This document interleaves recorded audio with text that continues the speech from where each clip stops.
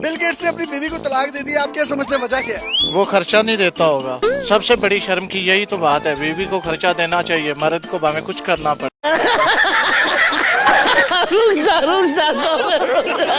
Bill Gates ने अपनी बीवी को खर्चा ना देने की वजह से तलाक दे दिया, उसने सही किया गलत किया? गलत किया। मजा आया। वो बच्चे तो रुल जाएंगे बाजी उनके। हाँ जी, रुल जाएंगे, ये तो भाई है। बच्चे तो रुल गए, बच्चे बिल्कुल रुल गए ना। कौन है ये लोग,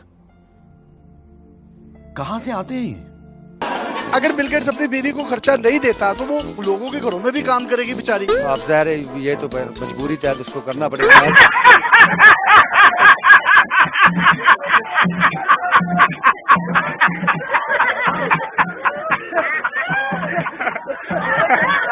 कल बिल गेट्स अपनी बीवी को तलाक दे रहा है, क्या ये सही कर रहा है? वो गलत कर रहा है बेटा, वो गलत कर रहा है। उसके छोटे छोटे बच्चे आगे घरों में काम करेंगे, 5-7 हजार देते हैं।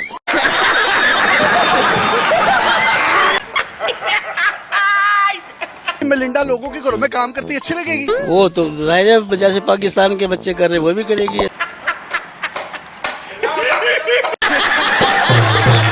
बिल गेट्स की बीवी उससे तलाक लेने जा रही है, आपके ख्याल से क्या वजह हो सकती है? उनके साथ सही रहता नहीं होगा।